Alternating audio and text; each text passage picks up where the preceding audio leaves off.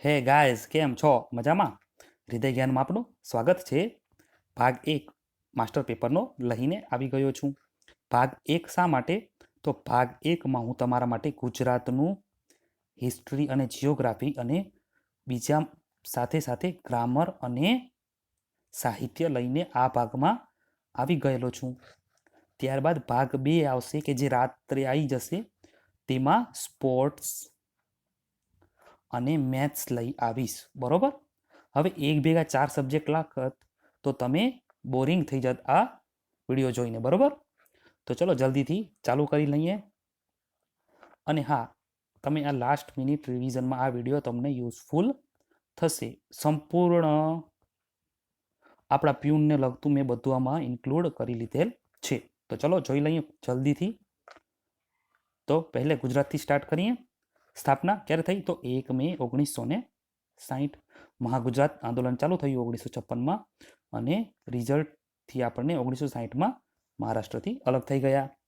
પાટનગર, તો પાટનગર હાલમાં ગાંધીનગર છે, પરંતુ જ્યારે ગુજરાત મહારાષ્ટ્રથી અલગ પડ્યું તે વખતે અમદાવાદ આપણું કેપિટલ હતું. 1971 સુધી અમદાવાદ જ કેપિટલ હતું, પરંતુ 1971માં વર્ષે તે ગાંધીનગર ટ્રાન્સફર કરવામાં આવ્યું. તો તે વખતે આપણા મુખ્યમંત્રી કોણ હતા? તો હિતેન્દ્રભાઈ દેસાઈ મુખ્યમંત્રી હતા. હવે ક્વેશ્ચનમાં તમને એમ પૂછે કે ગુજરાત બન્યું તો તે વખતે આપણું કેપિટલ કયું હતું? તો કેપિટલ એટલે કે રાજધાની. તો રાજધાની આપણી ગાંધીનગર નથી, પરંતુ અમદાવાદ હતી. બરોબર? ત્યારબાદ જોઈએ જિલ્લા. તો આપણે જ્યારે અલગ પડ્યા મહારાષ્ટ્રથી તે વખતે 17 જિલ્લા હતા, પરંતુ હવે કેટલા છે? 33 જિલ્લા. બેઠકો કેટલી છે? તો વિધાનસભાની 182 સીટ છે, લોકસભાની 26 સીટ છે અને રાજ્યસભાની 11 સીટ છે. હાલમાં ઇલેક્શન શેનું આવવાનું છે? તો લોકસભાનું આવવાનું છે. બરોબર? હાલમાં મહાનગરપાલિકાઓ કેટલી છે? તો મહાનગરપાલિકા ગુજરાતમાં 8 છે. બરોબર? ત્યારબાદ જોઈએ રાજ્ય પક્ષી આપણું કયું છે? તો સુરખાબ. સુરખાબ નગર અભયારણ્ય કે જે રાપર કચ્છમાં આવેલું છે. બરોબર? ત્યારબાદ રાજ્ય વૃક્ષ, તો રાજ્ય વૃક્ષ કયું છે? આંબો. રાજ્ય ગીત જય જય ગરવી ગુજરાત કોના દ્વારા લખવામાં આવ્યું છે? તો નર્મદ દ્વારા, કે તેઓ સુરતના હતા. રાજ્ય પ્રાણી કયું છે? તો રાજ્ય પ્રાણી સિંહ છે. રાજ્ય ફૂલ ગલગોટા. અને વિસ્તારની દ્રષ્ટિએ સ્થાન કેટલામું છે ગુજરાતનું? તો વિસ્તારની દ્રષ્ટિએ 6થું છે, જ્યારે વસ્તીની દ્રષ્ટિએ 9મું છે. વિસ્તારની દ્રષ્ટિએ પ્રથમ રાજ્ય કયું છે? તો રાજસ્થાન છે ભારતમાં. અને વસ્તીની દ્રષ્ટિએ યુપી છે, ઉત્તર પ્રદેશ. બરોબર? આગળ જોઈએ ગુજરાતના પ્રથમ. તો પ્રથમ જીવરાજ મહેતા મુખ્યમંત્રી હતા, પરંતુ લેડીઝમાં પૂછે તો આનંદીબહેન પટેલ હતા. ત્યારબાદ પ્રથમ રાજ્યપાલ, તો પ્રથમ રાજ્યપાલ મહેંદી નવાઝ જંગ હતા, પરંતુ તેમ પૂછે કે કાર્યકારી રાજ્યપાલ કોણ હતા સૌપ્રથમ? તો PN ભગવતી કાર્યકારી રાજ્યપાલ હતા. તો ત્યારબાદ જોઈએ પ્રથમ જજ, તો સુંદરલાલ ત્રિકમલાલ દેસાઈ. આગળ જોઈએ પ્રથમ સમાચાર પત્ર, તો પ્રથમ સમાચાર પત્ર મુંબઈ સમાચાર. હવે આપણે પ્યુનની એક્ઝામ છે આપણી, એટલે તેમાં કયા વર્ષે થયું હતું તે કરવાની જરૂર નથી. બરોબર? ત્યારબાદ જોઈએ પ્રથમ મ્યુઝિયમ, તો પ્રથમ મ્યુઝિયમ કયું હતું? કચ્છ મ્યુઝિયમ 1877. જેમાં મને લાગશે કે હા આમાં કયા વર્ષે થયું છે તો તે હું લખી નાખીશ. બરોબર? ત્યારબાદ પ્રથમ સામયિક, તો પ્રથમ સામયિક કયું છે? દાંડિયો. બરોબર? હવે મેં શા માટે આમાં બુદ્ધિ પ્રકાશ પણ સાથે સાથે લખેલું છે? તો બુદ્ધિ પ્રકાશ માસિક સામયિક હતું. માસિક સામયિક બુદ્ધિ પ્રકાશ અને ખાલી સામયિક તો દાંડિયો. બરોબર? આગળ જોઈએ રાજ્યપાલ પદે સૌપ્રથમ પ્રથમ ગુજરાતી કોણ હતા? તો ચંદુલાલ ત્રિવેદી. પ્રથમ રાજ્યપાલ એટલે કે આપણા ગુજરાતના રાજ્યપાલની વાત થઈ રહી છે. જ્યારે રાજ્યપાલ પદે એટલે કે આપણા કોઈ ગુજરાતી બીજા સ્ટેટમાં રાજ્યપાલ પદ તરીકે નિમણૂક થયેલા હોય તો તેમનું નામ હતું ચંદુલાલ ત્રિવેદી અને ઓડિશામાં તેમની નિમણૂક થયેલી હતી. ત્યારબાદ જોઈએ પ્રથમ જ્ઞાનપીઠ પુરસ્કાર તો ઉમાશંકર જોશીને તેમની નિશ્ચિત કૃતિ માટે જ્ઞાનપીઠ પુરસ્કાર 4 ગુજરાતીઓને મળેલ છે. તેનું હું એનાલિસિસ આગળ તમને કરાવવાનો છું. ત્યારબાદ કેન્દ્રીય ધારાસભામાં પ્રથમ ગુજરાતી તો વિઠ્ઠલભાઈ પટેલ. આ ક્યારની વાત થઈ રહી છે તો બ્રિટિશ શાસનકાળ દરમિયાનની. બરોબર, હાલમાં આપણા વિધાનસભાનું નામ વિઠ્ઠલભાઈ પટેલ જ છે. આગળ જોઈએ ગુજરાતનું સૌથી મોટું અને ગુજરાતનું સૌથી નાનું. તો ચલો વિસ્તારમાં સૌથી મોટો જિલ્લો આવશે કચ્છ. અરાઉન્ડ આપણા ગુજરાતમાં જેટલો એરિયા છે તેના કરતાં અરાઉન્ડ 24-25% ખાલી જિલ્લો કચ્છ જિલ્લો જ એરિયા ધરાવે છે. સમજી ગયા? એટલે કે 1,96,000 ચોરસ કિલોમીટર આપણો એરિયા છે ગુજરાતનો. તેમાંથી ફક્ત 45,000 તો કચ્છનો જ એરિયા છે. એટલે તમે જોઈ શકો છો કે ખૂબ મોટો જિલ્લો છે. ભારતનો સૌથી મોટો જિલ્લો કચ્છ જ છે. બરોબર, આ મેં ટેન્ટેટિવ લખ્યું છે, 1,96,000 પૂરા નથી. બરોબર. ત્યારબાદ જોઈએ મેળો. તો સૌથી મોટો મેળો કયો છે? વૌઠાનો મેળો. તે એક લોકમેળો છે. બરોબર, મેળા વિશે પણ મેં આગળ લખ્યું છે. ત્યારબાદ લાંબી નદી. તો સૌથી લાંબી અને મોટી, આ બંનેમાં કન્ફ્યુઝન થઈ શકે છે. તો સૌથી લાંબી નદી થશે સાબરમતી અને સૌથી મોટી નદી થશે નર્મદા. પરંતુ આ બીજા રાજ્યમાંથી આવે છે. હવે આપણા ગુજરાતની જ પૂછે કે ગુજરાતમાંથી ઉત્પન્ન થતી અને ગુજરાતમાં જ વહેતી નદી મોટી કઈ? તો કઈ આવશે? પાદર. બરોબર. ત્યારબાદ જોઈએ મહેલ. સૌથી મોટું મહેલ કયું છે? તો લક્ષ્મી વિલાસ પેલેસ. તો એક કન્ફ્યુઝન વાળી વાત થઈ શકે છે કે લક્ષ્મી વિલાસ પેલેસ પણ છે અને લક્ષ્મી વિલાસ મહેલ પણ છે. હવે તેના વિશે આપણે આગળ જોવાના જ છીએ. બરોબર, તો અત્યારે તમને હું નથી કહેતો. ત્યારબાદ ઔદ્યોગિક વસાહત. તો ઔદ્યોગિક વસાહત સૌથી મોટી ગુજરાતની અંકલેશ્વરમાં આવેલી છે. ત્યારબાદ સૌથી મોટું પર્વત ગિરનાર છે અને સૌથી મોટું શિખર ગોરખનાથ છે. એટલે પરીક્ષામાં તમને એમ પૂછે કે સૌથી મોટું પર્વત ગુજરાતનું કયું છે? તો ગિરનાર આવશે. પરંતુ જો એમ પૂછે કે સૌથી મોટું શિખર કયું છે? તો ગોરખનાથ આવશે. બરોબર. હવે આમાં આપણને કેટલી ઊંચાઈ છે તે લખવાની જરૂર નથી. બરોબર. ત્યારબાદ જોઈએ પ્રાણીબાગ. તો સૌથી મોટું પ્રાણીબાગ કમલા નહેરુ છે. ક્યાં આવ્યું છે? અમદાવાદ.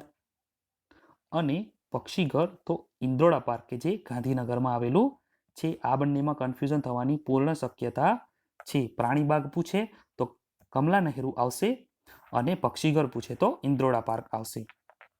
ભૌગોલિક નામ તો ઘણા બધા હતા, પરંતુ મને જે અગત્યના લાગ્યા છે તે જ મેં લીધેલા છે.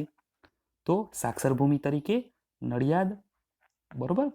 ત્યારબાદ પુસ્તકોની નગરી તરીકે નવસારી. આપણો જે પહેલાનો વિડીયો હતો MCQ વાળો, તો તેમાં મેં ભૂલથી તેમ કહ્યું હતું કે પુસ્તકોની નગરી તરીકે નડિયાદ હતો, પરંતુ તે ખોટું હતું. બરોબર, મેં આપને જણાવ્યું પણ હતું. તો સાક્ષર ભૂમિ તરીકે નડિયાદ આવશે અને પુસ્તકોની નગરી તરીકે નવસારી આવશે. હવે આ ખૂબ IMP છે. સાધુઓનું મોસાળ તરીકે સિદ્ધપુર વખણાય છે. ભૌગોલિક નામ છે, સોરી, વખણાય છે નહીં. ત્યારબાદ સાધુઓનું પિયર તો ગિરનાર. દક્ષિણનું કાશી તો ચાંદોદ અને પારસીઓનું કાશી એટલે ઉદવાડા. મને આ ખબર છે આપને આવડી જ રહ્યું હશે, આ તો આપણા માટે રિવિઝનનું છે. ત્યારબાદ આ અગત્યનું છે, યુકેલિપ્ટસ જિલ્લો તો તે ભાવનગર. ત્યારબાદ ઉદ્યાન નગરી અને ઔદ્યોગિક નગરી. ઉદ્યાન પૂછાય તો ગાંધીનગર આવવું જોઈએ અને ઔદ્યોગિક પૂછાય તો વાપી તમારો ટીક થવું જોઈએ. બરોબર. ત્યારબાદ જોઈએ પ્રાચીન નામો. હવે મેં શા માટે આટલા જ લીધા છે? અલગ પણ બીજા છે જ. તો તેનું મેં કારણ તમને કહું. જુઓ, આપણે એક ઉદાહરણ લઈએ કે નવસારી, તો તેનું નવસારિકા.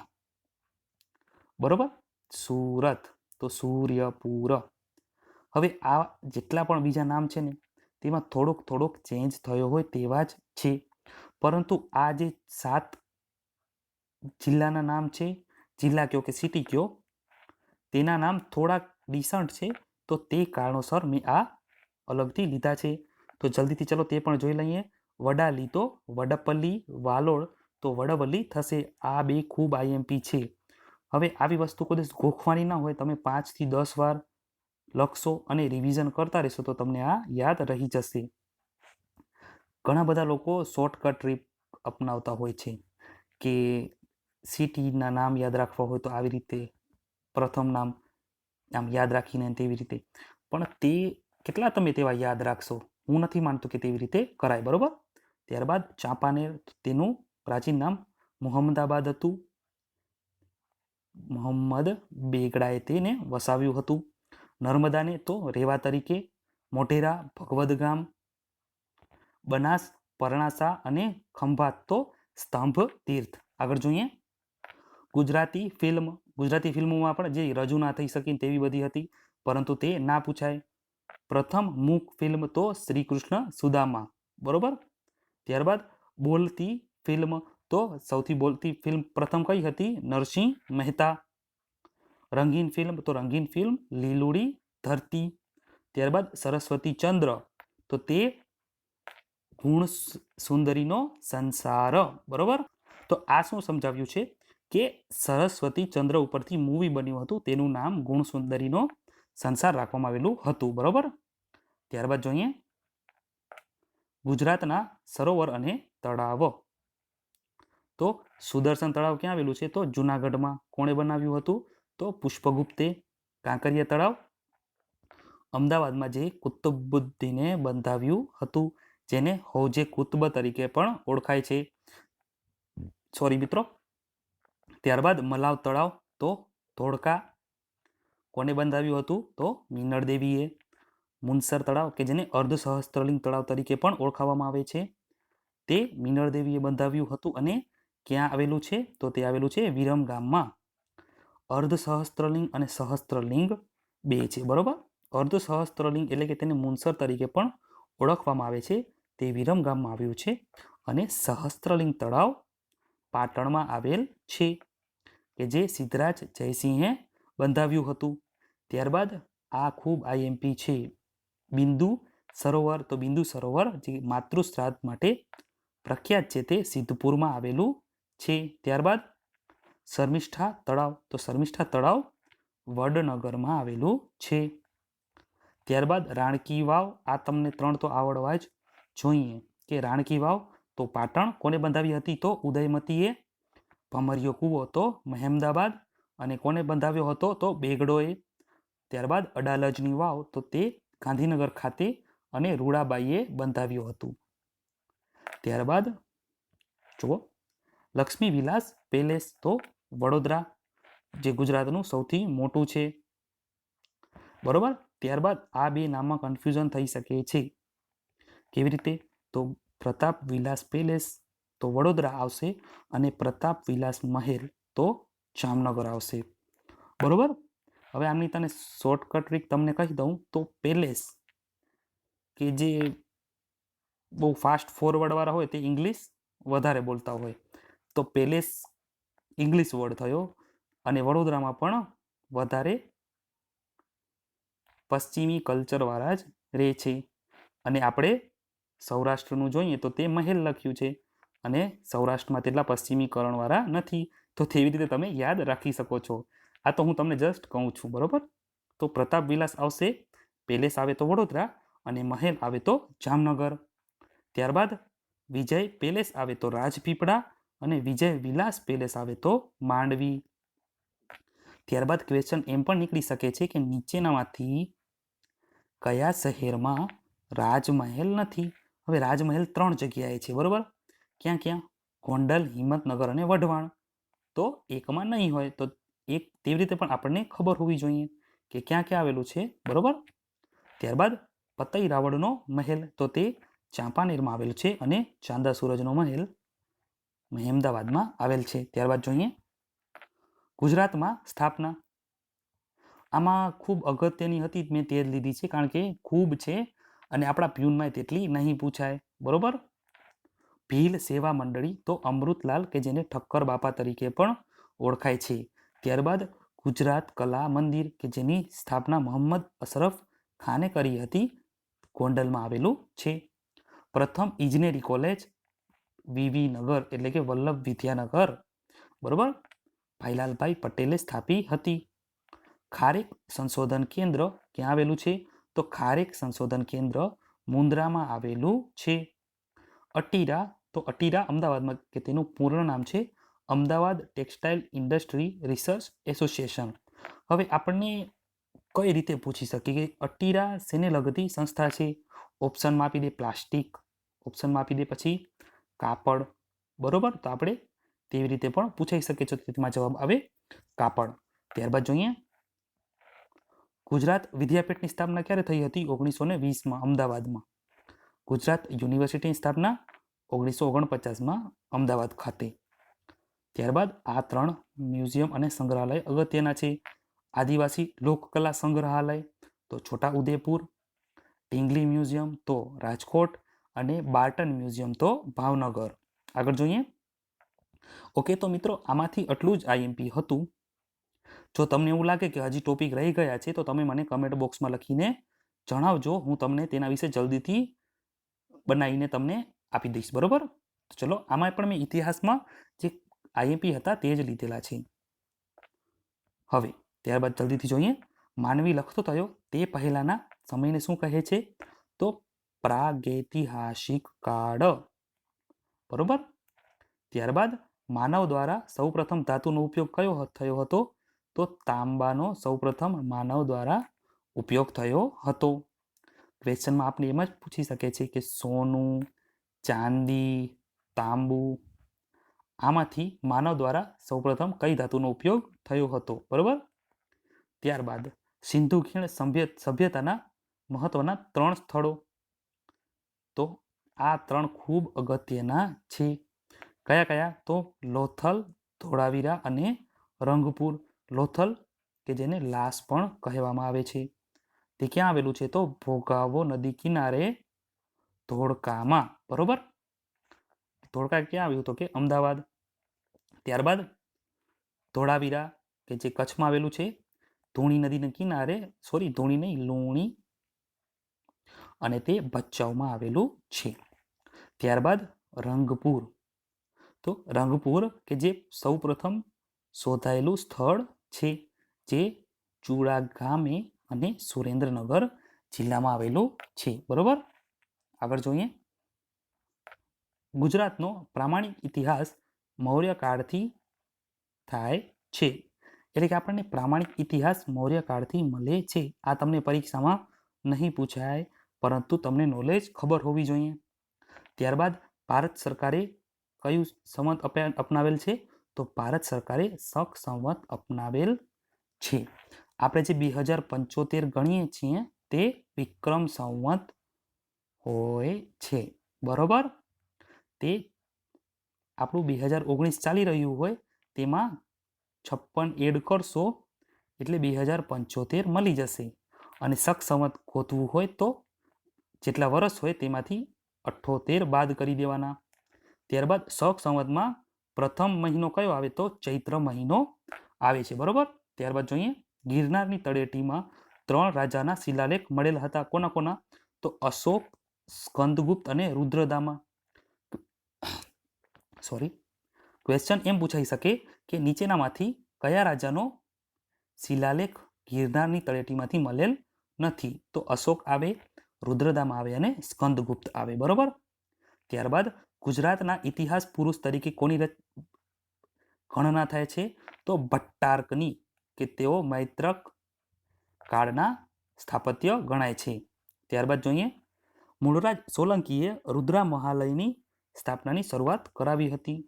બરોબર. રુદ્ર મહાલય કે જે સરસ્વતી નદી કિનારે સિદ્ધપુરમાં બંધાવ્યું હતું તેઓએ. બરોબર. ત્યારબાદ ઈસવીસન 1026માં મોહમ્મદ ગઝનવીએ સોમનાથ મંદિર લૂંટ્યું હતું. બરોબર. આગળ જોઈએ. મોઢેરા સૂર્ય મંદિરની સ્થાપના ભીમદેવ પ્રથમ દ્વારા કરવામાં આવી હતી.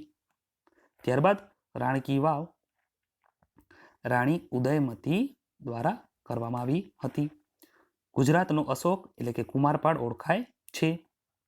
મુનસર તળાવ મેં તમને આગળ કહ્યું કે જેને અર્ધ સહસ્ત્રલિંગ તળાવ પણ કહે છે, તે વિરમગામ અને મલાવ તળાવ કે જે ધોળકામાં આવેલું છે તે બંનેની સ્થાપના મિનળ દેવીએ કરાવી હતી. ત્યારબાદ સોલંકી યુગને ગુજરાતનો સુવર્ણ યુગ કહેવામાં આવે છે.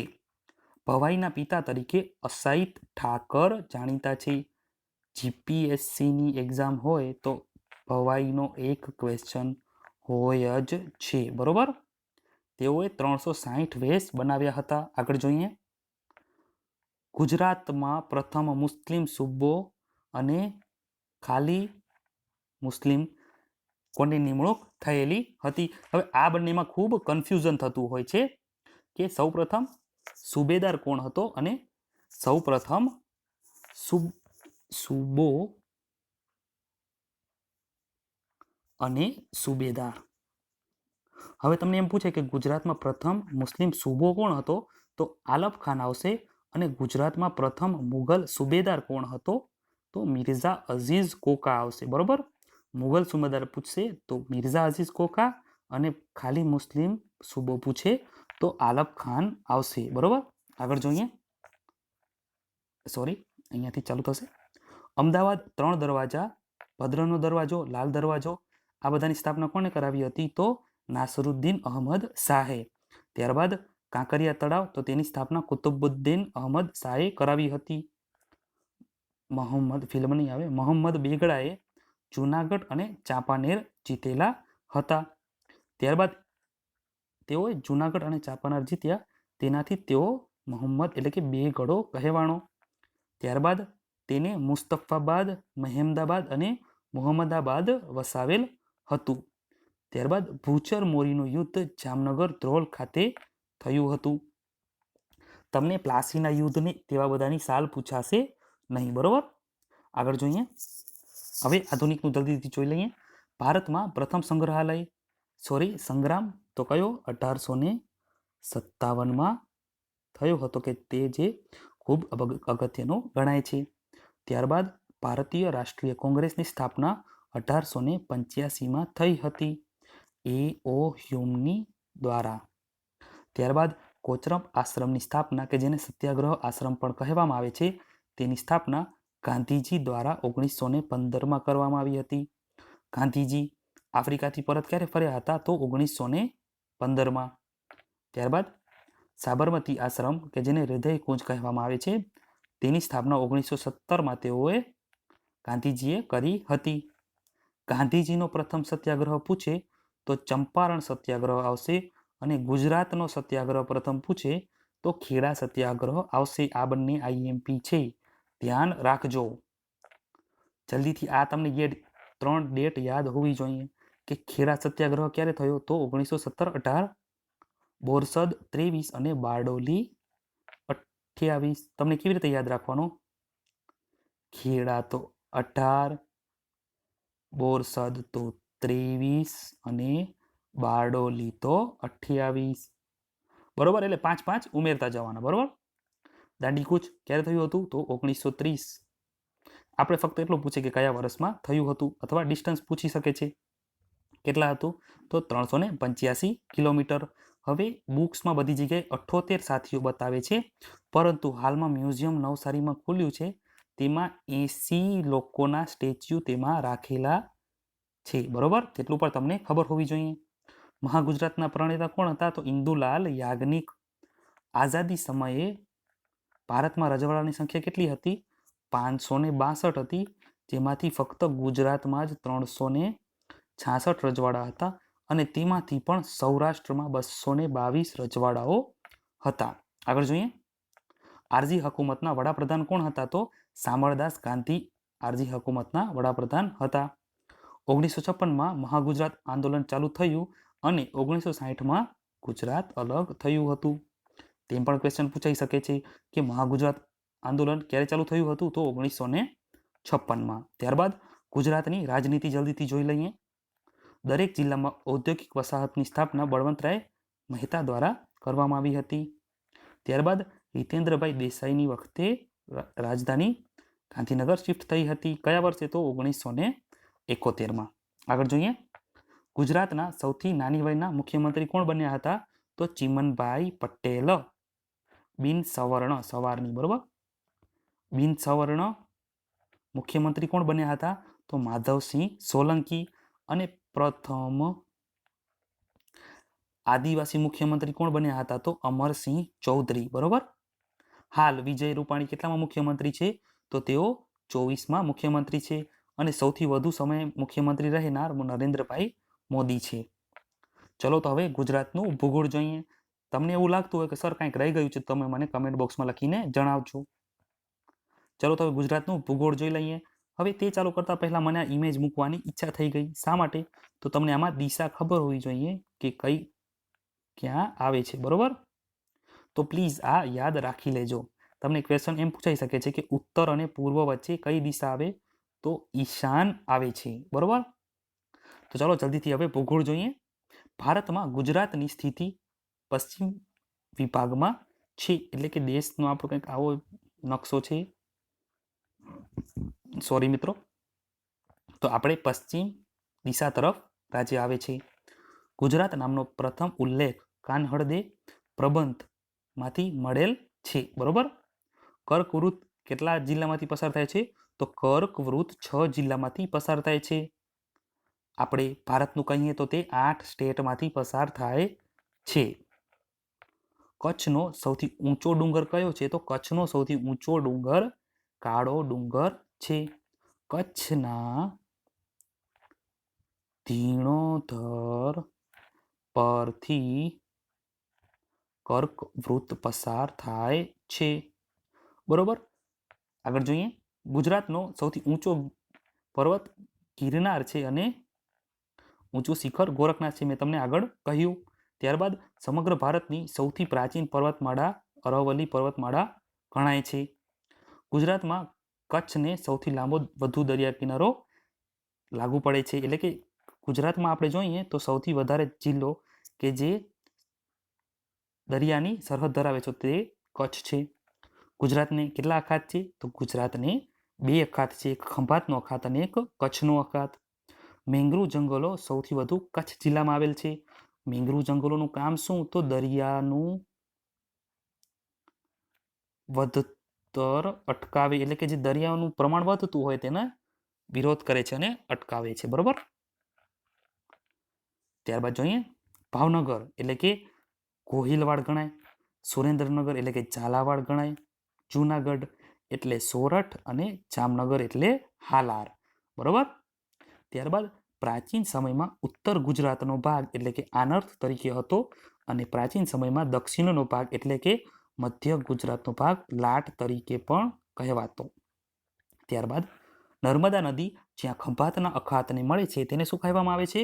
તો આલિયા બેટ. અને સાબરમતી જ્યાં મળે છે તેને કોપાલાની ખાડી કહે છે.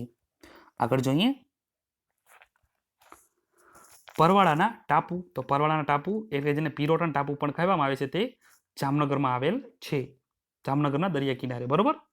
કચ્છમાં 2 રણ છે, એક મોટું રણ છે અને નાનું રણ છે. ક્વેશ્ચન એમ પણ આવી શકે છે કે કચ્છમાં કેટલા રણ છે? તો આપણને એમ થશે કે ચલો 1 2 3 4 છે, તો ઓપ્શનમાં એક જ આવતું હશે, પરંતુ 2 રણ છે, એક મોટું છે અને નાનું જ છે. ત્યારબાદ નર્મદા નદીના બંધની ઊંચાઈ 138.68 મીટર છે અને સ્ટેચ્યુ ઓફ યુનિટીની ઊંચાઈ 182 મીટર છે. ત્યારબાદ જોઈએ, નર્મદા નદી ગુજરાતની સૌથી મોટી નદી છોટા ઉદેપુર જિલ્લાના હાફેશ્વર સ્થળેથી પ્રવેશે છે, બરોબર. ક્વેશ્ચનમાં કેવી રીતે પૂછાઈ શકે કે નર્મદા નદી કયા જિલ્લામાંથી પ્રવેશે છે? ત્યારબાદ જોઈએ, આ મેં તમને કહ્યું કે ગુજરાતમાંથી જ ઉદ્ભવતી અને ગુજરાતમાં જ પસાર થતી સૌથી મોટી નદી કઈ છે? તો ભાદર નદી. ત્યારબાદ ભારતની એકમાત્ર નદી કે જે કર્કવૃતને 2 વાર ઓળંગે છે તો તે કઈ નદી? મહી નદી. ત્યારબાદ બનાસ ઉત્તર ગુજરાતની, એટલે કે બનાસ નદી ઉત્તર ગુજરાતની સૌથી મોટી નદી છે. ત્યારબાદ જોઈએ, ગુજરાતમાં સૌથી વધુ નદી કયા જિલ્લામાં છે? તો કચ્છ જિલ્લામાં સૌથી વધુ નદી છે. કેટલી છે? ગુજરાતમાં કુલ 185 છે, તેમાંથી ફક્ત 97 જ કચ્છમાં જ છે. પણ તોય કચ્છમાં નર્મદાની લાઈન જાય છે, તેથી ખૂબ અસર થતી નથી, કારણ કે આ બધી મોસ્ટ ઓફ નદી સુકાઈ જાય તેવી હોય છે. 12 માસ નદી એકે છે નહીં. બરોબર, આગળ જોઈએ. ત્યારબાદ આમાં બે જ બંધ આઈએમપી છે. એક ઉકાઈનો અને કાંકરાપારનો બંધ કે તે તાપી નદી પર આવેલો છે, અને કડાણા અને વણાકબોરીનો બંધ મહી નદી પર આવેલો છે. એટલે કે આ બેમાંથી એક પણ પૂછાઈ શકે છે કે કાંકરાપાર બંધ ક્યાં બાંધેલો છે, તો તાપી નદી ઉપર, અને કડાણા અને વણાકબોરી મહી નદી પર આવશે. બરોબર. ત્યારબાદ મચ્છુ નદી મોરબી જિલ્લામાં આવેલ છે. ત્યારબાદ જોઈએ, ગુજરાતમાં સૌથી વધુ કુવા જુનાગઢમાં છે. બરોબર, અને ગુજરાતમાં સૌથી વધુ પાતાળ કુવા સુરેન્દ્રનગરમાં છે. બરોબર. હવે આ તો વાત થઈ કે ગુજરાતમાં સૌથી વધુ કુવા જુનાગઢમાં છે, પરંતુ કુવામાંથી પાણી સિંચિત કરવામાં મહેસાણા સૌ પ્રથમ છે. ત્યારબાદ જોઈએ,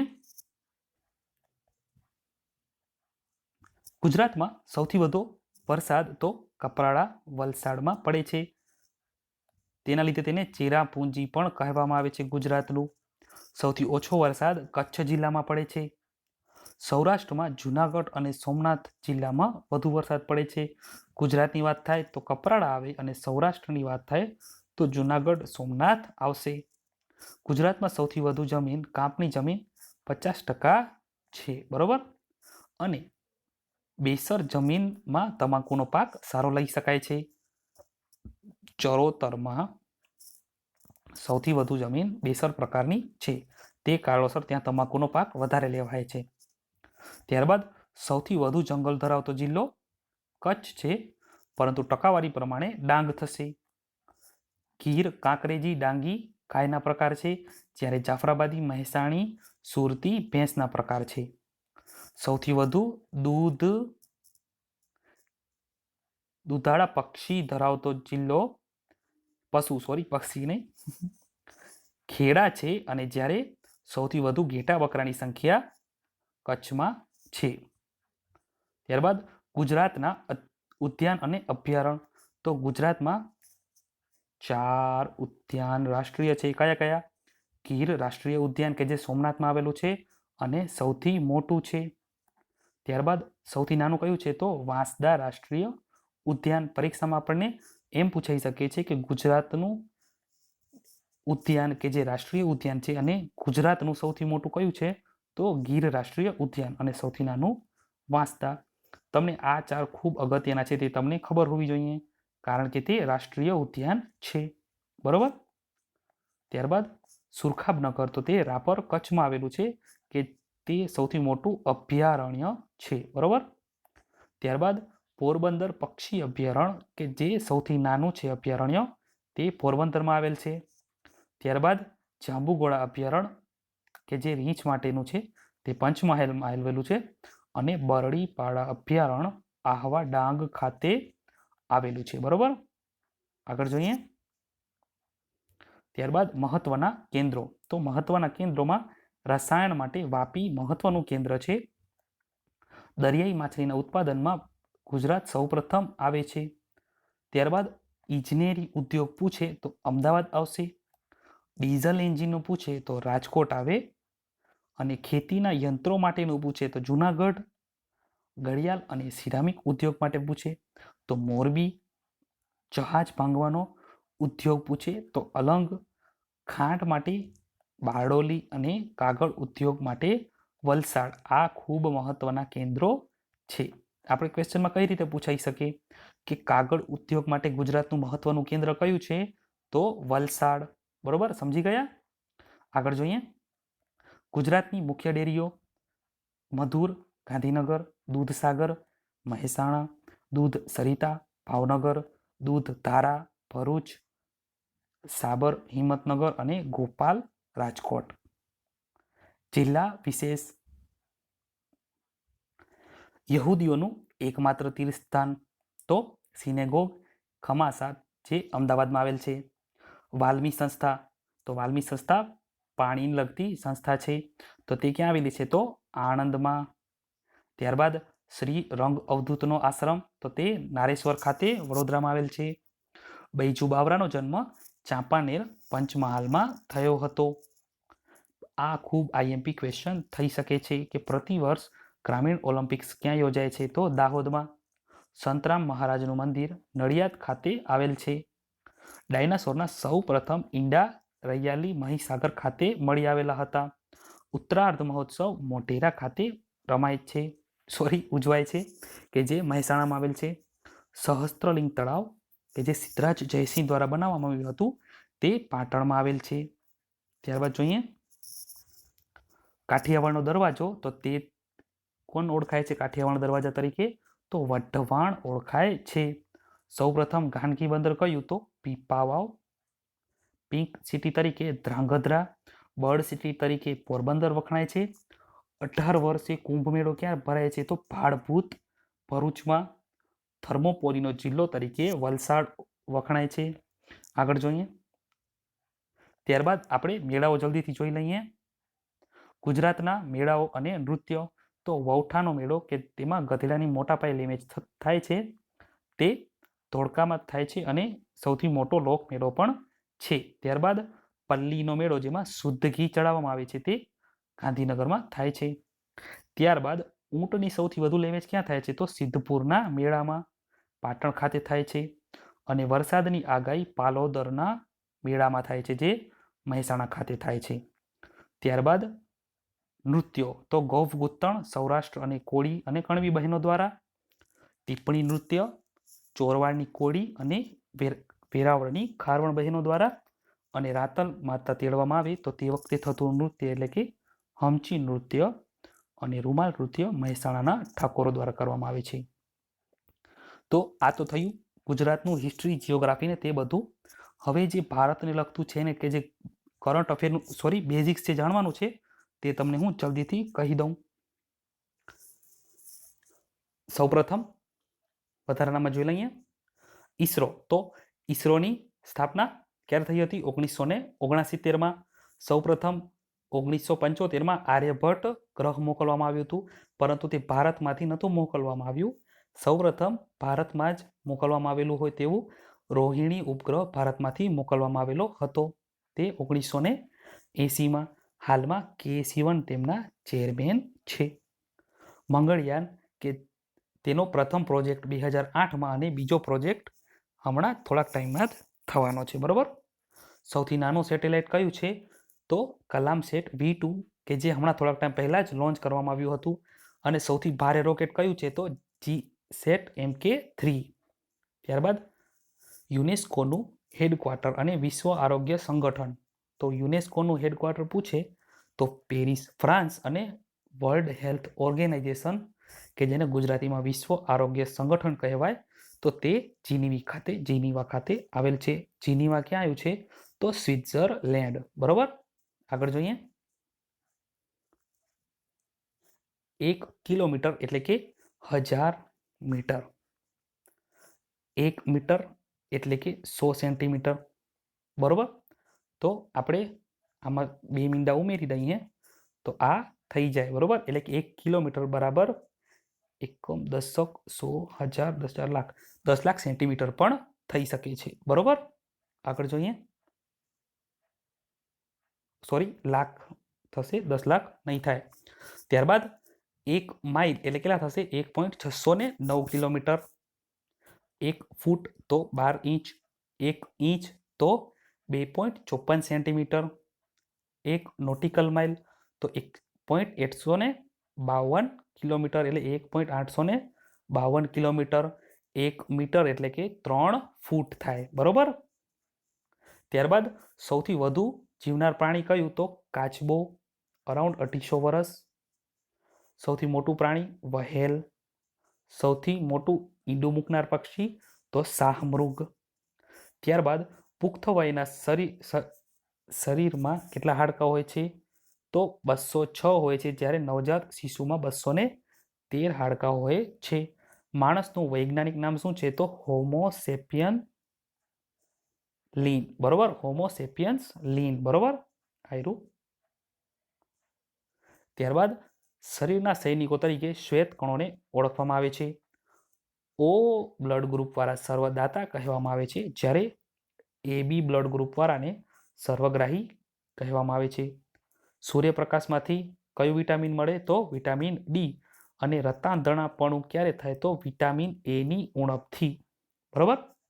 ત્યારબાદ જોઈએ સૂર્યગ્રહણ ક્યારે થતું હોય? તો સૂર્યગ્રહણ સૂર્ય અને ચંદ્ર વચ્ચે પૃથ્વી આવે ત્યારે, એટલે કે સૂર્ય અહીંયા, ચંદ્ર અહીંયા અને પૃથ્વી વચ્ચે આવે તો તેને ચંદ્રગ્રહણ કહેવામાં આવે છે. તેવી રીતે સૂર્ય અહીંયા હોય, પૃથ્વી અહીંયા હોય અને ચંદ્ર વચ્ચે આવે તો તેને સૂર્યગ્રહણ કહેવામાં આવે છે, બરોબર. આગળ જોઈએ એક પ્રકાશ વર્ષ એટલે કેટલા કિલોમીટર થાય? તો 9.46 ગુણ્યા 10^12 તેટલા કિલોમીટર થાય. સૂર્યની સૌથી નજીકનો ગ્રહ કયો છે? તો બુધ. અને પૃથ્વીની સૌથી નજીકનો ગ્રહ કયો છે? તો કે શુક્ર. સૌથી તેજસ્વી ગ્રહ પણ તે જ છે. સૌથી મોટો ગ્રહ ગુરુ છે, જ્યારે લાલ ગ્રહ મંગળને કહે છે. પૃથ્વીને પોતાની ધરી પર પરિભ્રમણ કરતા 24 કલાક થાય. એટલે કે આપણને પૂછે કે 24 કલાક શેના થાય છે? તો પોતાની ધરી પર ફરતા. પરંતુ સૂર્યની આસપાસ પરિભ્રમણ કરતા પૃથ્વીને 365 દિવસ થાય છે. ત્યારબાદ એશિયાનો સૌથી મોટો ખંડ કયો છે? એશિયા સૌથી મોટો ખંડ છે કેટલા ખંડમાંથી? તો 7 ખંડમાંથી, જ્યારે સૌથી નાનો ખંડ ઓસ્ટ્રેલિયા છે. ત્યારબાદ માઉન્ટ એવરેસ્ટની ઊંચાઈ કેટલી છે? તો 8,848 મીટર. ત્યારબાદ ભરતનાટ્યમ તો તે તમિલનાડુ રાજ્યનું છે. કથકલી તો તે કેરળનું છે. કુચીપુડી તો આંધ્રપ્રદેશ. કથક તો ઉત્તર પ્રદેશ. અને મોહિની અટ્ટમ તો કેરળ. તો આમાંથી તમને બે તો સીધા યાદ જ રહી શકે, મોહિની અટ્ટમ અને કથકલી, કે તે બંને કેરળના છે. યાદ રાખવાના 3 રહ્યા, બરોબર. કથક તો ઉત્તર પ્રદેશ, ભરતનાટ્યમ તો તમિલનાડુ અને કુચીપુડી તો આંધ્રપ્રદેશ. આગળ જોઈએ હવે આ બીજું કેપિટલ વાળું મેં તમને કહ્યું હતું કે 7 સિસ્ટર કેપિટલના નામ તમને ખબર હોવા જોઈએ. તો સિક્કિમનું ગંગટોક આવે, મિઝોરમનું આઇઝોલ, અરુણાચલ પ્રદેશ તો ઈટાનગર, નાગાલેન્ડ તો કોહિમા, મેઘાલય તો શિલોંગ, મણિપુર તો ઇમ્ફાલ, બરોબર. હવે હું તમને આમાં કંઈ સમજાવીશ તો તમને તેવી રીતે યાદ રહેવાનું નથી, એટલે તમે 2-3 વાર બુકમાં લખશો તો તમને યાદ રહી જશે, બરોબર.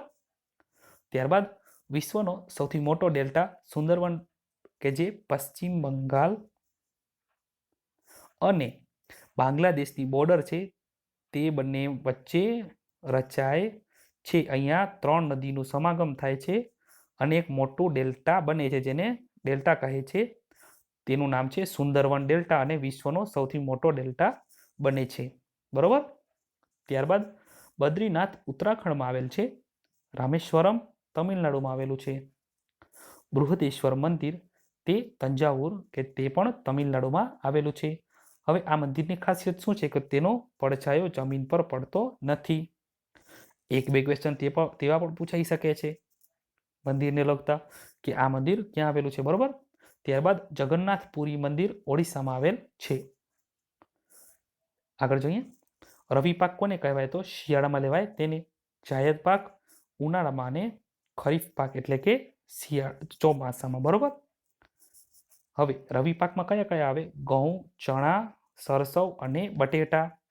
જાયદ પાકમાં અડદ, તરબૂચ, કાકડી, રાઈ, બરોબર. ત્યારબાદ ખરીફ પાકમાં ચોમાસામાં તો તેમાં શેરડી, તલ, બાજરી અને મકાઈ.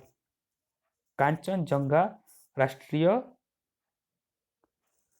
ક્યાં આવેલું છે? ઉદ્યાન નહીં આવે, બરોબર. સિક્કિમમાં આવેલું છે. તે સોની નોટમાં પણ પાછળ હતું, બરોબર. એટલે આ પૂછાઈ શકે છે, બરોબર. ત્યારબાદ બ્રહ્મપુત્રા, કે તેને બાંગ્લાદેશમાં જમુના નામે ઓળખાય છે, જ્યારે તિબેટમાં સાંગપો નામે. ભારતની સૌથી વધુ જમીન સરહદ બાંગ્લાદેશ સાથે છે, જ્યારે વિસ્તારની દ્રષ્ટિએ સૌથી મોટું રાજ્ય રાજસ્થાન અને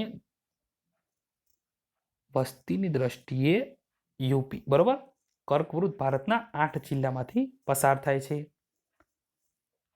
42મો આ યાદ ગોખી લેજો કે મિની બંધારણ કયા સુધારાને કહેવામાં આવે છે? તો 42મા સુધારાને મિની બંધારણ કહેવામાં આવે છે. બરોબર. મૂળભૂત અધિકાર કેટલા છે? 6 અને મૂળભૂત ફરજો 11. પ્રથમ રાષ્ટ્રપતિ તો રાજેન્દ્ર પ્રસાદ અને હાલના રામનાથ કોવિંદ કે જેઓ 14મા રાષ્ટ્રપતિ છે.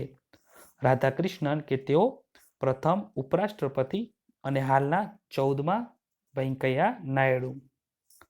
જવાહરલાલ નહેરુ કે તેઓ પ્રથમ વડાપ્રધાન હતા અને હાલના 16મા નરેન્દ્ર મોદી છે. સંસદ કોને કહે છે? તો રાષ્ટ્રપતિ, લોકસભા અને રાજ્યસભા 3 થાય તેને સંસદ કહે છે. લોકસભામાં મેક્સિમમ મેમ્બર કેટલા હોય? તો 545. 552 મેક્સિમમ થઈ શકે છે, પણ હાલમાં 545 છે. રાજ્યસભામાં 250 કે જેમાં 12 જણની નિમણૂક રાષ્ટ્રપતિ દ્વારા કરવામાં આવે છે. હાલ સુપ્રીમ કોર્ટના જજ કોણ છે? તો રંજન ગોગોઈ. તેઓ 46મા જજ છે. હાલ આંધ્રપ્રદેશમાં ભારતની 25મી હાઈકોર્ટ બનેલ છે. સુપ્રીમ કોર્ટમાં 31 જજ હોય છે. હાલના રેલવે પ્રધાન કોણ છે? તો પિયુષ ગોયલ. વિદેશ મંત્રી કોણ છે? તો સુષ્મા સ્વરાજ અને સંરક્ષણ મંત્રી નિર્મલા સીતારમન. ત્યારબાદ જોઈએ ભારતનું સૌથી મોટું ખારા પાણી માટેનું સમુદ્રી સરોવર તો ચિલ્કા આવશે. એક વસ્તુ યાદ રાખજો કે આમાં થોડુંક તમને કન્ફ્યુઝન થઈ શકે છે. કઈ રીતે? ખારા પાણીનું સમુદ્ર સરોવર પૂછે તો ચિલ્કા સરોવર આવશે. ખાલી એમ પૂછે કે ખારા પાણીનું સરોવર તો સાંભર રાજસ્થાન. બરોબર.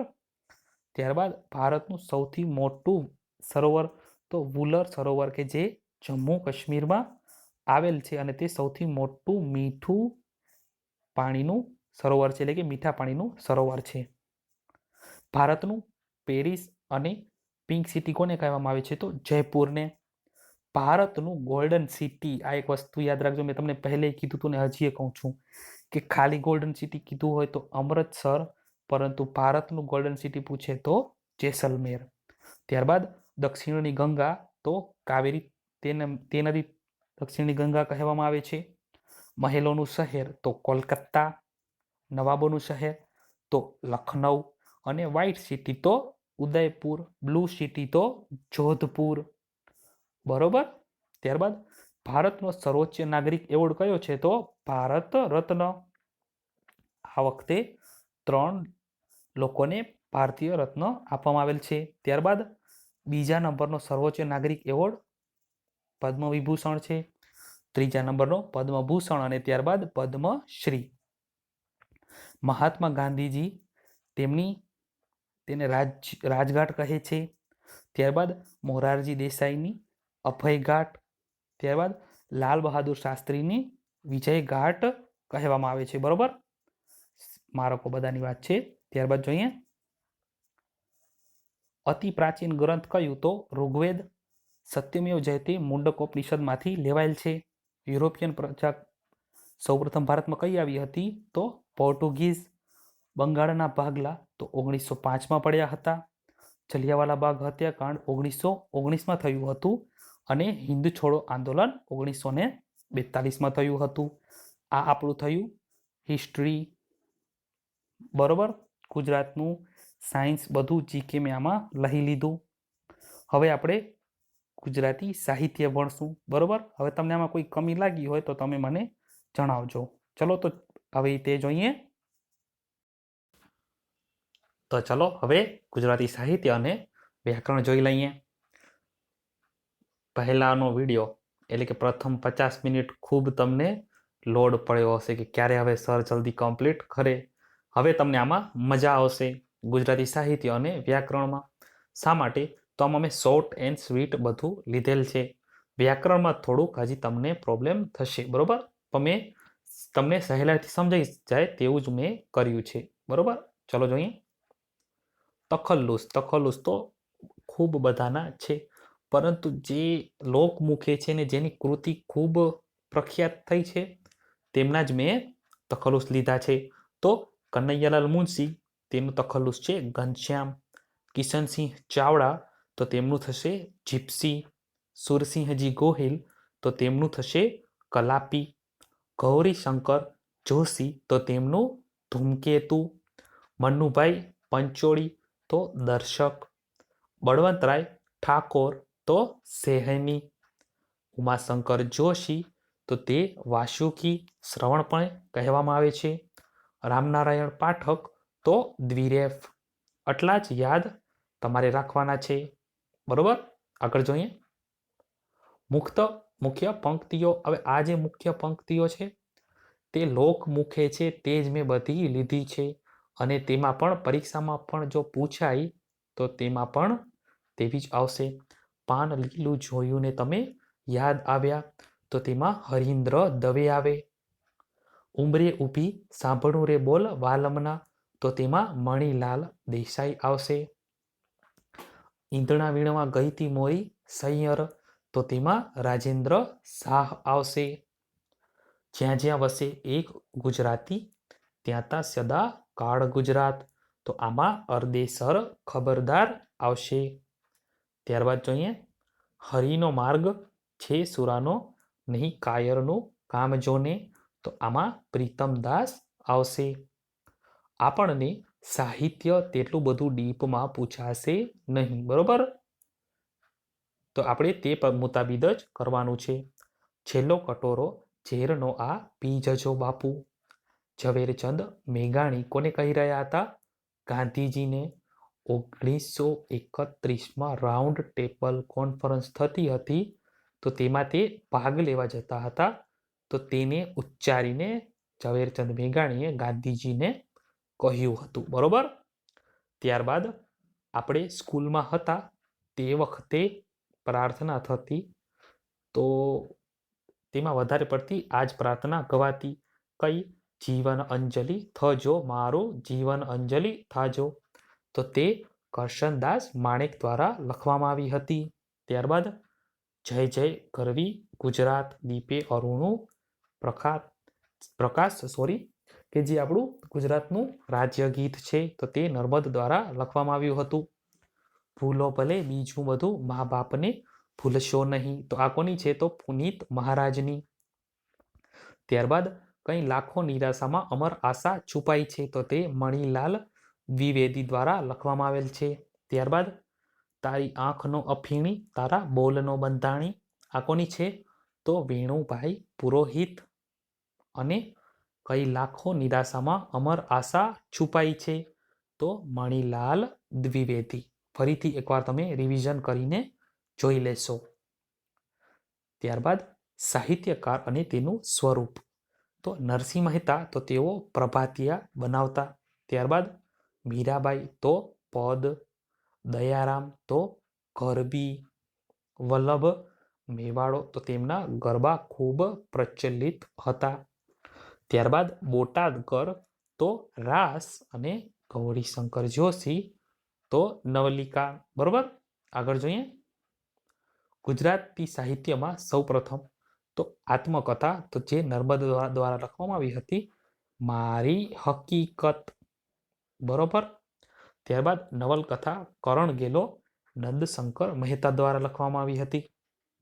નિબંધ મંડળીને મળવાથી થતા લાભ તો તે પણ નર્મદ દ્વારા જ લખવામાં આવ્યું હતું.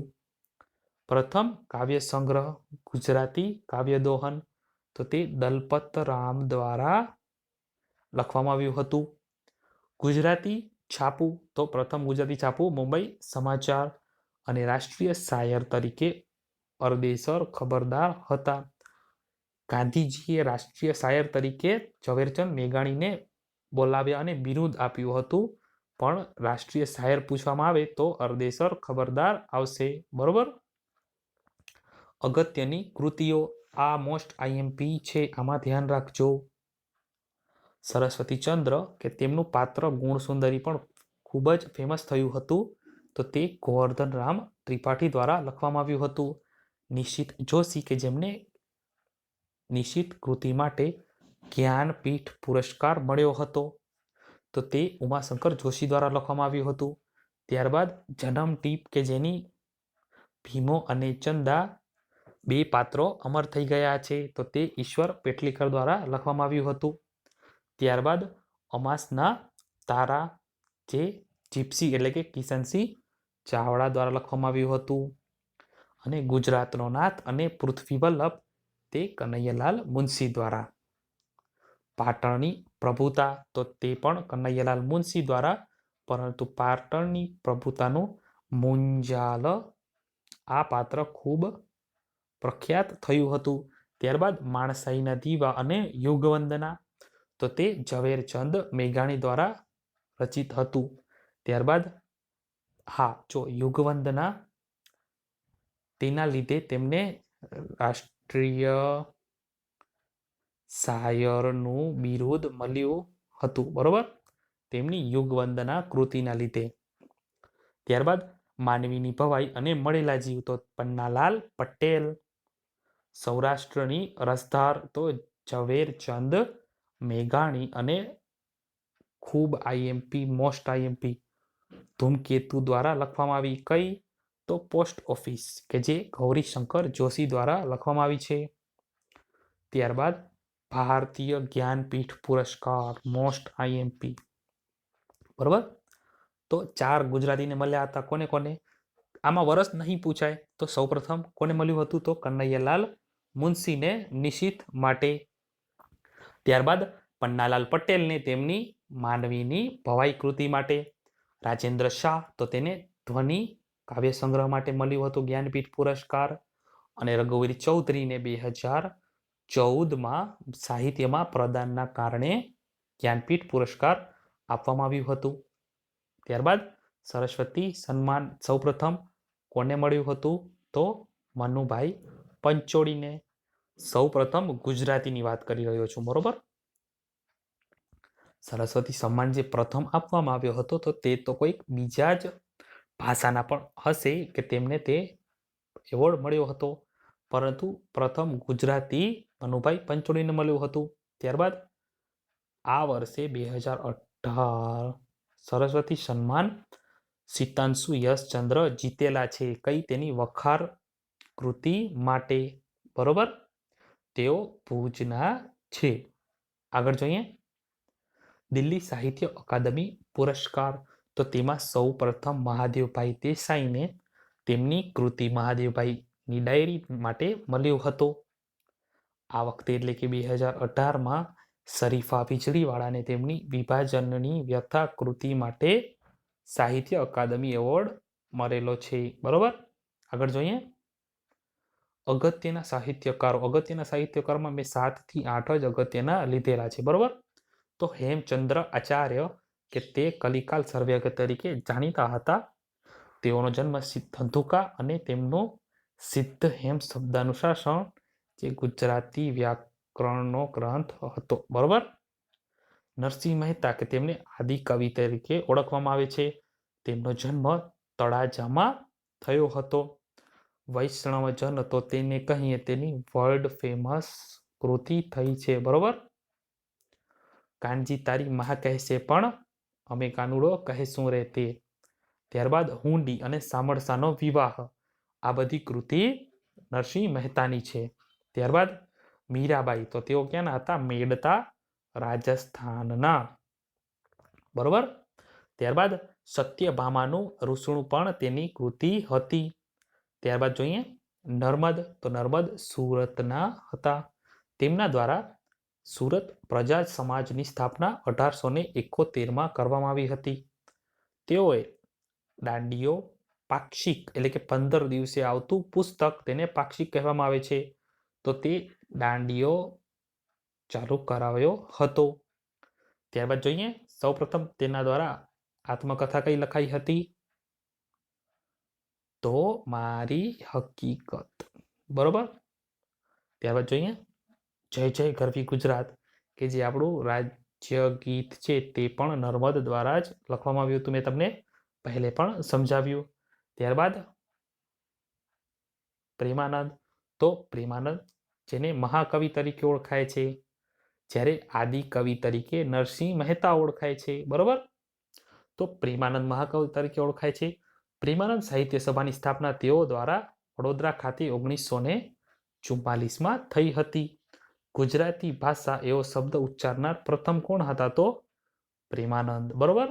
આગળ જોઈએ, તેમના દ્વારા રચિત કૃતિ કઈ છે?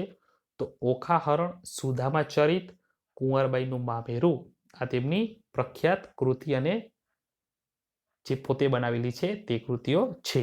ત્યારબાદ ઝવેરચંદ મેઘાણી, કે તેમને મેં પહેલા પણ કહ્યું તમને કે યુગ વંદના માટે તેમને ગાંધીજીએ ગાંધી રાષ્ટ્રીય શાયર તરીકે જાહેર કર્યા હતા. બરોબર. ત્યારબાદ સૌરાષ્ટ્રની રસધાર, યુગવંદના, માણસાઈના દીવા, આ 3 ખૂબ અગત્યની કૃતિઓ છે. બરોબર. વલ્લભ મેવાડો, કે તે ગરબાના પિતા તરીકે ઓળખાય છે. તેઓ મહાકાળીના ગરબા, કજોડાના ગરબા પણ બનાવેલા હતા. ત્યારબાદ નરસિંહ મહેતા, તો નરસિંહ મહેતા આદ્ય કવિ, પ્રેમાનંદ મહાકવિ, બાલાશંકર કંથારિયા તો ગુજરાતી ગઝલના પિતા. ખૂબ IMP થઈ જાય છે આ ક્વેશ્ચન. ત્યારબાદ એલેક્ઝાન્ડર ફાર્બસ, તો તેઓ ગુજરાતી ભાષાના સાહિત્યનો પરદેશી પ્રેમી. ત્યારબાદ સવાઈ ગુજરાતી તરીકે પોતાને કોણ ઓળખાવતા? તો કાકા સાહેબ કાલેલકર. શ્રીમદ રાજચંદ્ર, તો તેઓ ગાંધીજીના આધ્યાત્મિક ગુરુ હતા. પોલિટિકલી ગુરુ કોણ હતા તે મને કમેન્ટ બોક્સમાં લખીને જણાવો. ભાલણ, તો ગુજરાતી આખ્યાનના પિતા. બરોબર. આગળ જોઈએ. ચલો તો હવે આપણે વ્યાકરણ ચાલુ કરીએ. શબ્દ સમૂહ માટે એક શબ્દ ન સમજી શકાય તેવું તો અગમ્ય. બરોબર. ત્યારબાદ જેમાંથી વસ્તુ ખૂટે નહીં તેવું પાત્ર, તો અક્ષય પાત્ર. આ 2 IMP થઈ જાય છે કે જેમાંથી વસ્તુ ખૂટે નહીં તેવું અને ખૂટે નહીં તેવું. ફક્ત ખૂટે નહીં તેવું પૂછાય તો અખૂટ, અને જેમાંથી વસ્તુ ખૂટે નહીં તેવું પાત્ર તો અક્ષય પાત્ર. બરોબર. ત્યારબાદ અગાઉ જન્મેલ, એટલે કે તમારાથી જે મોટો ભાઈ હોય તે, તો તેને અગ્રજ કહેવામાં આવે છે. ત્યારબાદ મૃત્યુ ન આવે તેવું, તો તેને કહેવાય અજરામર. ટચલી આંગળી પાસેની આંગળી, તો તેને કહેવાય અનામિકા. તિથિ, તેથી નહીં, તિથિ નક્કી કર્યા વગર આવનાર, તો અતિથિ. અભ્યાગત, પરોણો, આ બધા તેના સમાનાર્થી છે, પણ જવાબ આવશે અતિથિ. જેની શરૂઆત નથી તે, તો તેને કહેવાય અનાદિ. સાચવી રાખવા આપેલ વસ્તુ, તો તેને કહેવાય થાપણ. બરોબર. ત્યારબાદ કોઈની સાથે સરખાવી ન શકાય તેવું, તો અનુપમ.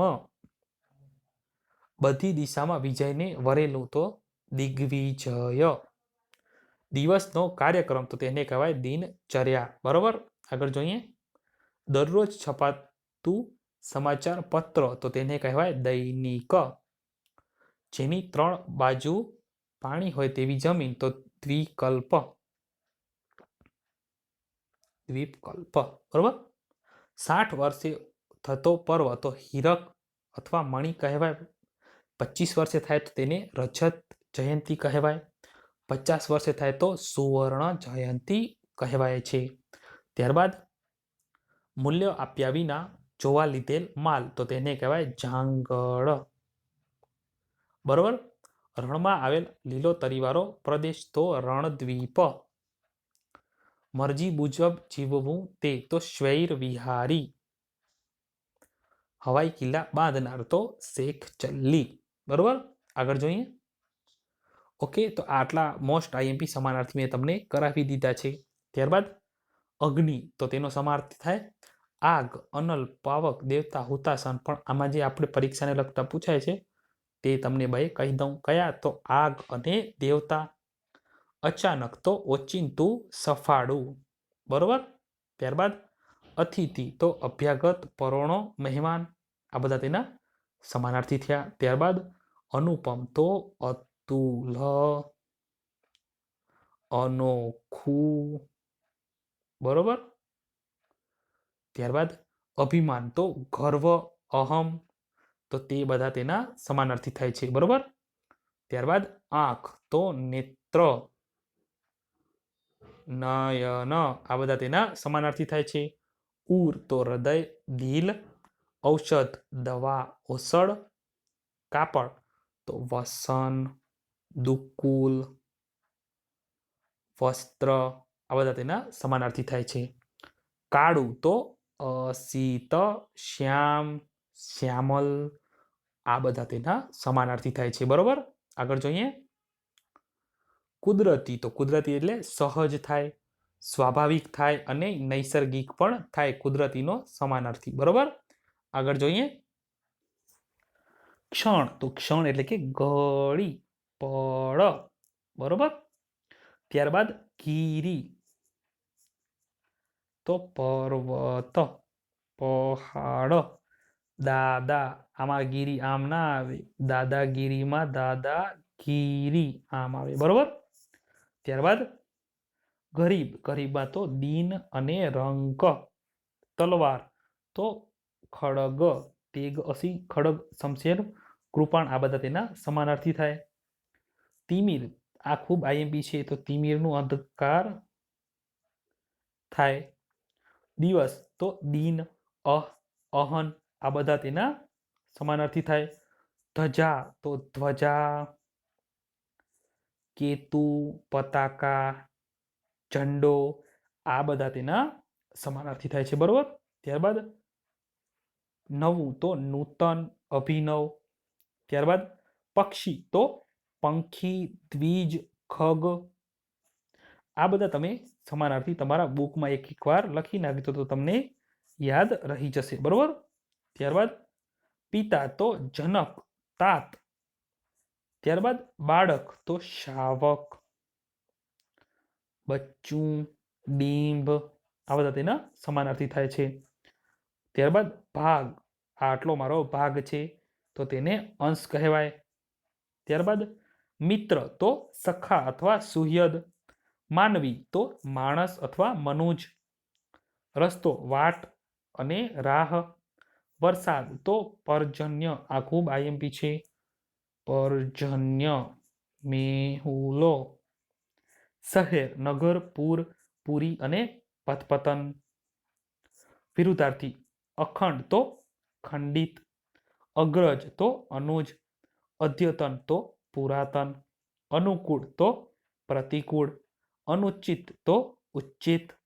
અફળ તો સફળ. અસ્ત તો ઉદય. અંશ તો છેદ. આદર્શ તો વ્યવહાર.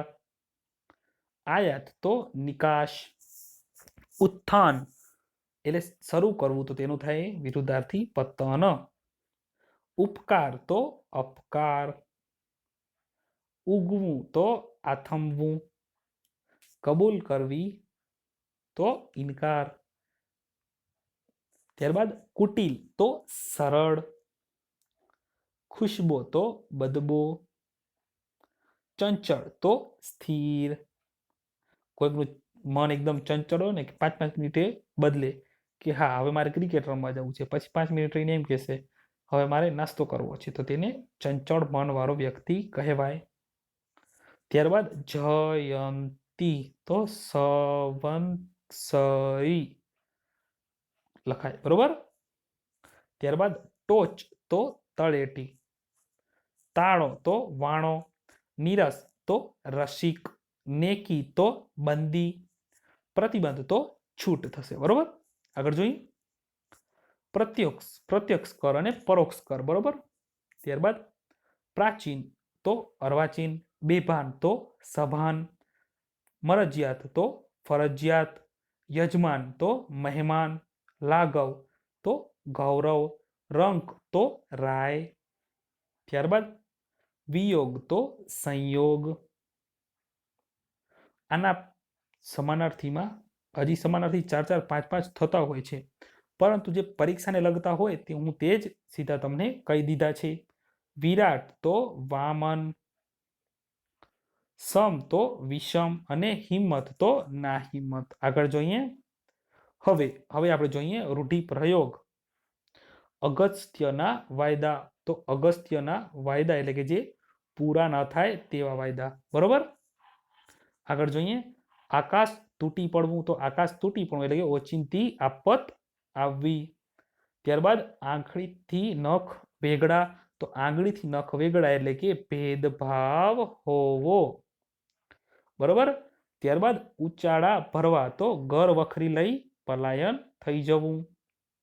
ત્યારબાદ ઓછું આવવું તો મન દુભાવવું.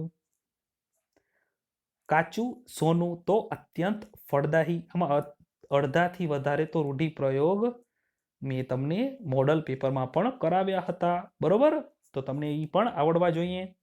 કોળીએ ગોળ લગાવવો તો પોતાનું કામ પરાણે કરાવવા કબૂલ કરાવી. ત્યારબાદ ખાતર પર દિવેલ તો નુકસાનમાં વધુ નુકસાન. બરોબર. ત્યારબાદ જોઈએ ગાલે તમાચો મારી મોં લાલ રાખવું તો સુખી હોવાનો દેખાવ કરવો. આગળ જોઈએ ઘાસ કાપવું તો નકામી મહેનત કરવી. આગળ જોઈએ 4 દિવસની ચાંદની. હવે તમે એમ કહેતા હશો કે સર તમે 23 કંઈ રૂઢિપ્રયોગ હોય, હવે થોડુંક તો કંઈક સંઘર્ષ કરવો પડશે ને તમારે, એટલે આટલા બધા તો થોડાક જોવા જ પડે. બરોબર. તો 4 દિવસની ચાંદની તો થોડા સમયનું સુખ. 14મું રતન તો મારપીટ થશે. જળ મૂકવું તો પ્રતિજ્ઞા લેવી. ટકાનું 3 શેર તો તેનું થાય સમાનાર્થી તદ્દન સસ્તું.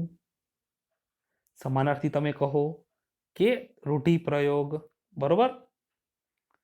ટાઢા પાણીએ ખસ જવી તો ટાઢા પાણીએ ખસ જવી એટલે કે વગર મુશ્કેલીએ સંકટ જવું. બરોબર. આગળ જોઈએ દાઢીમાં હાથ ઘાલવો તો ગરજપૂર્વક મદદ માંગવી. ત્યારબાદ જોઈએ 12મો ચંદર તો ભારે વિરોધ. બરોબર. આગળ જોઈએ એકડા વગરના મીંડા થવા તો કિંમત વગરનું થવું. રજનું ગજ કરવું વધારીને વાત કરવી.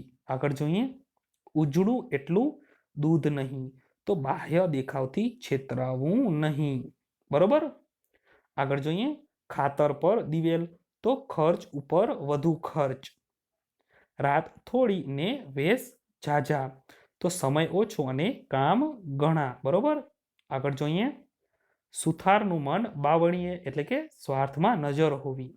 આગળ જોઈએ હા, હવે હું તમને જોડણીના કોઈ નિયમો શીખવાડીશ નહીં, કારણ કે હવે તે શીખવાનો ટાઈમ આપણી પાસે નથી. તો મને જેટલા પણ અગત્યના શબ્દો લાગ્યા છે તે બધા આપની સમક્ષ પેશ કરી દીધા છે. તમે ખાલી ફક્ત એકવાર આમાં જોઈ લેવાનો અને તમારી જાતે તમારી બુકમાં લખવાનો. કઈ રીતે? તો તમારે એકવાર અધિસૂચના જોઈ લેવાનું કે કેવી રીતે લખાય છે.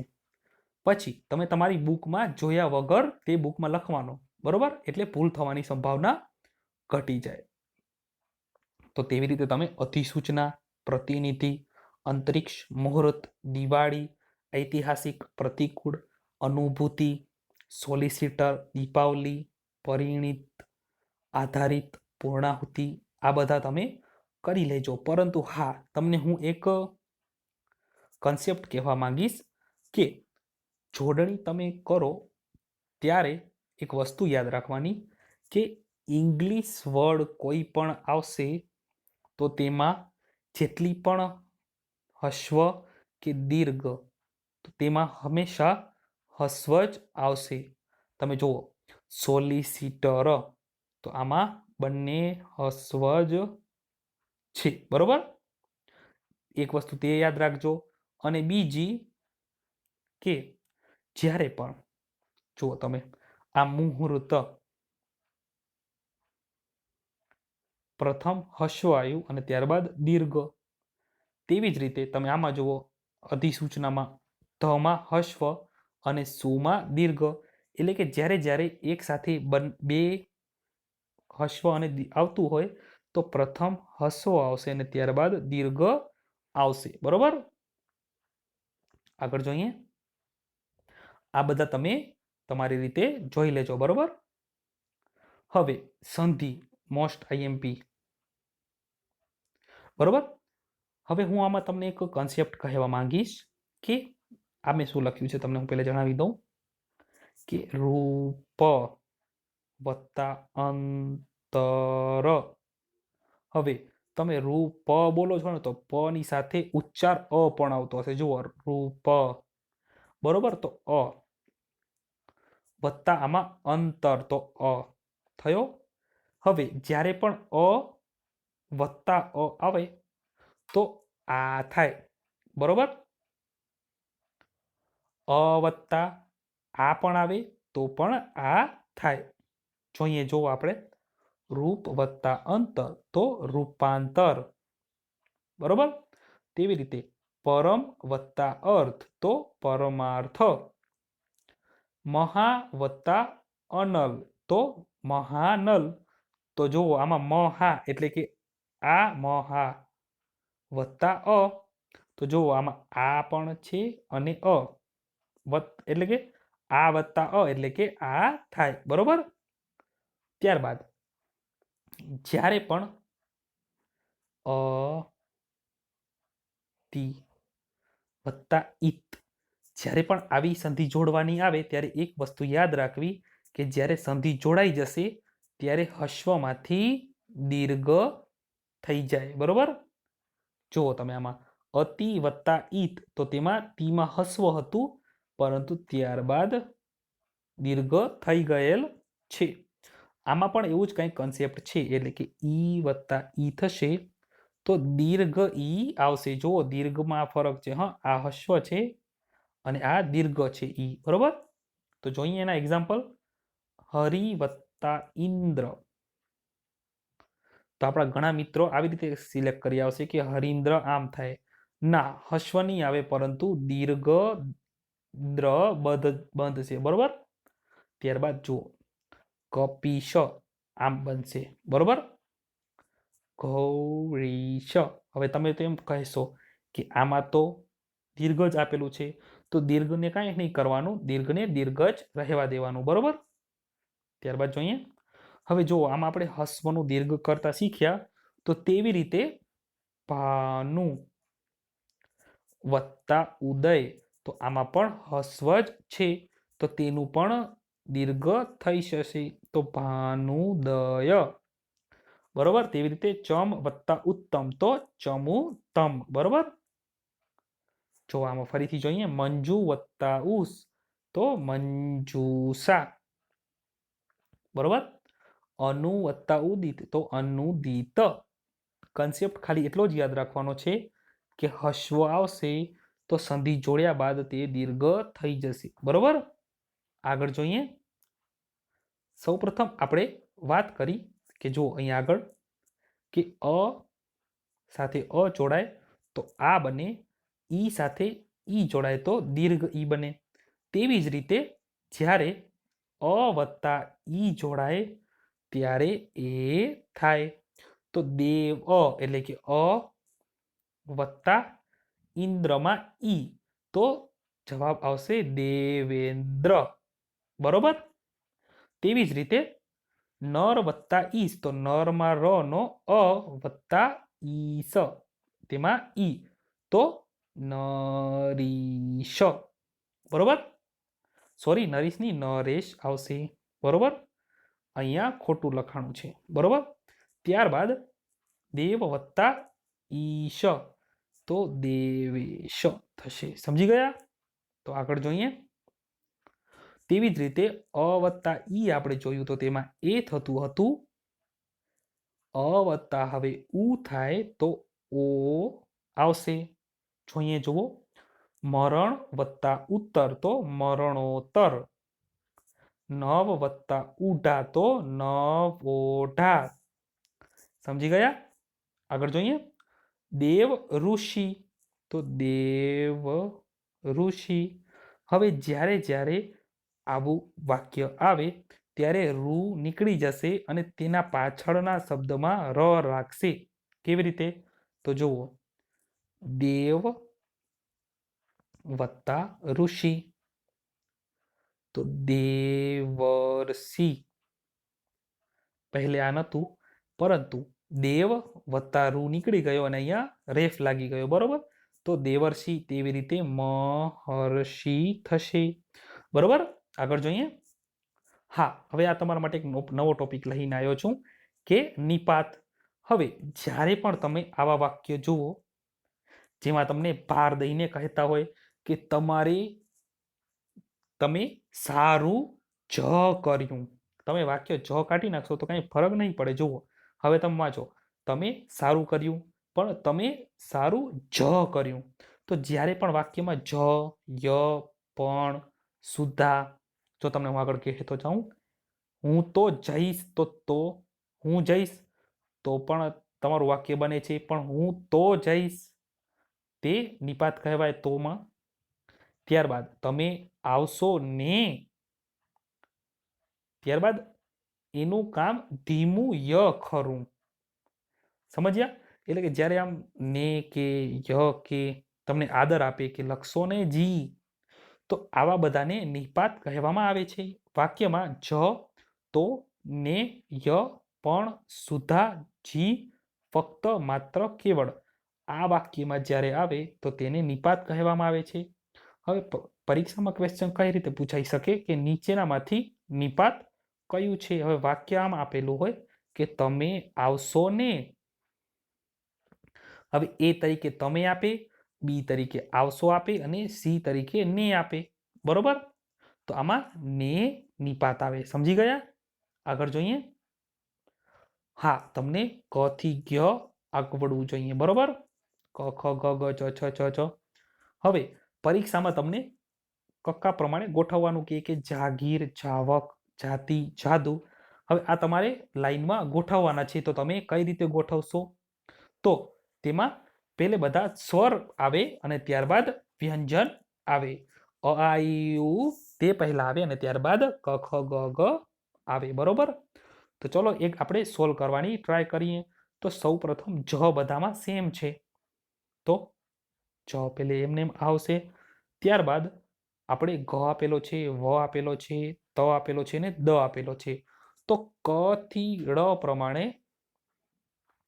સૌ પ્રથમ કયો આવે છે તે આપણે જોઈએ વ્યંજન. તો કયો આવશે?